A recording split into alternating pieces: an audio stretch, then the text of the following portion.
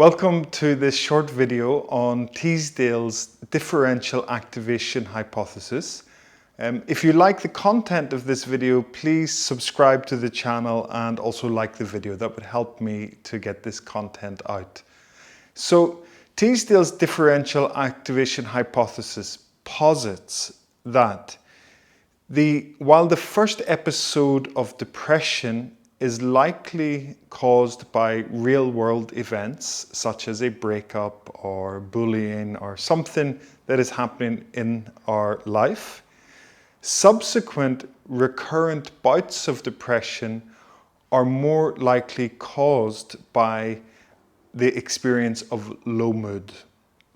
What happens when we experience low mood is that the emotional and cognitive processes that were established during that initial bout of depression are reawakened. Okay, so let's put that in a real-world example. So let's say that my relationship suddenly breaks up and it's an extremely painful event, and I find that I have an experience of depression. As my relationship is breaking up, it's probably a very difficult emotional experience and difficult and painful and destructive cognitive processes. Perhaps thoughts like, nobody loves me, will I ever be happy again, why does this always happen to me, and so on and so forth. So those thought processes, those emotional experiences and even behaviors, they become coded into us, almost like the way a computer programmer would write a piece of software. Those experiences become coded into our body and mind. And then perhaps we get over that initial bout of depression. Maybe it's just a matter of time. As time goes by, we slowly recover. Or we go to a therapist, or maybe we get medication. So we recover from that initial experience of depression, but then later down the line, months, years later, we experience low mood for whatever reason. We experience some adversity in our life, or just maybe, some things are happening, things are unfolding which are difficult, and suddenly we find the reawakening of those patterns that were established during that initial bout of depression. So we find this re-emergence of these difficult cognitive and emotional processes. And suddenly we find ourselves ruminating and fixated upon certain thoughts. Why does nobody like me? Why does nobody love me? Will I ever be happy again?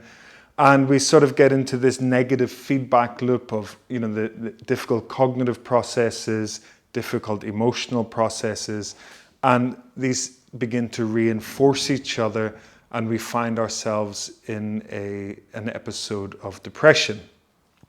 So the first episode, according to Teasdales' differential activation hypothesis, the first episode of depression is likely to be caused by a real-world event.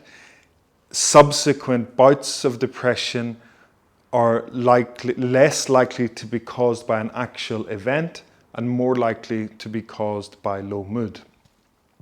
And with each recurrence of depression, the likelihood becomes stronger. So that is Teasdales' differential activation hypothesis. So what we, as mindfulness practitioners, what we are focusing in on is the experience. What is my experience in this moment in my body? How is it for me to be here in this present moment? And if we turn inwards, we might experience low mood. We might experience difficult, painful emotions. We might experience that we have difficult cognitive processes, destructive thought patterns. But if through sort of sustained attention on this experience, and this is an ability that we can cultivate over time, then we can begin to uncouple these destructive patterns from one another. So maybe we experience low mood, and through the cultivation of a mindfulness practice, we have this emergence of low mood, and we can pay attention to how that awakens certain thought processes, how that awakens certain emotional responses and even behavioral responses. And if we pay attention to that, we have the option then to respond in a different way. So rather than be in this very reactive space, and it's this reactivity that causes us so much pain, rather than being in this very reactive space, we have the opportunity to be in a responsive space.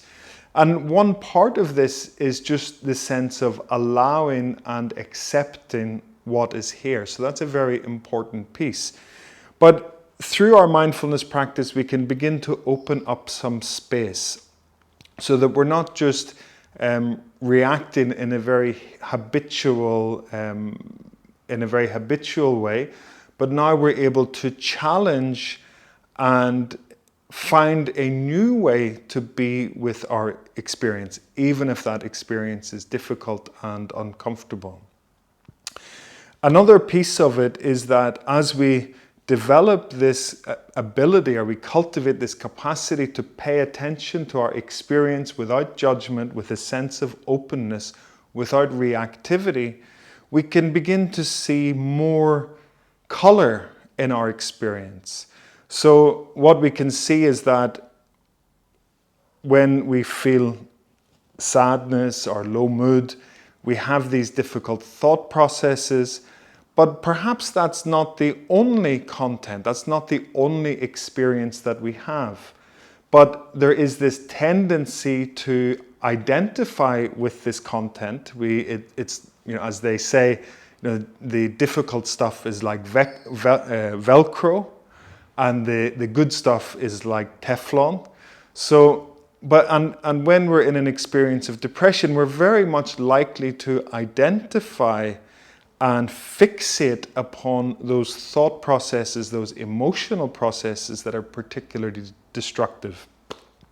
Through mindfulness practice, we have this capacity to attend to our experience in a different way, which is to hold our experience, to be open to it, to be receptive to it, and also to become aware that there are other aspects of our experience, not just this very difficult, destructive aspect. And the effect of this is to reduce our identification with this difficult experience, and eventually we can begin to see, actually, this is just a thought process. And just because I'm thinking it, it doesn't mean that it's true. It doesn't mean that it's real. So this mindfulness, it comes from this, it addresses our difficulties from many different ways, from many different aspects. And it has this potential to transform our relationship with our difficult content and to uncouple and deconstruct our very habituated tendencies and our attraction to these difficult, painful, destructive processes, which really sort of characterizes the experience of depression. So this is one of the beauties of mindfulness, one of the gifts of mindfulness practice, and we can begin to recognize that, yes, that initial experience of depression was caused or triggered by something that was very, very painful, very difficult. However, the later episodes are more likely to be triggered by low mood. And mindfulness meditation practice is all about working with these sort of feeling tones in the body, the mood of the body, and being able to deconstruct and uncouple habitual, unconscious patterns of reactivity. So come to a mindfulness training, do a mindfulness training, develop this capacity, cultivate these skills, and work, find a way to transform your suffering. Thank you.